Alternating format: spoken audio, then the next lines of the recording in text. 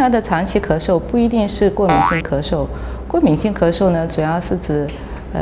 是一个长期的干咳，但是它没有是一个长期的咳嗽，以干咳为主，但是它没有明显发烧啊等感染的症状，另外它也没有通过一个检测也没有一个气道的高反应性，这一类咳嗽呢，通过一些抗过敏的治疗，它可以改善，这一类咳嗽就叫做过敏性的咳嗽。过敏性的咳嗽呢的宝宝呢，可以症状明显，可以给予一些抗过敏的治疗。有一部分具有过敏体质的宝宝，他有可能过敏性咳嗽会转变为过敏性哮喘，所以对过敏性咳嗽，我们还是要进行一个长期的监测。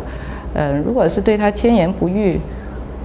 或者是出现喘息症状的这一类宝宝，要注意有没有发展为哮喘的可能，定期要到医院做一个肺功能的检测。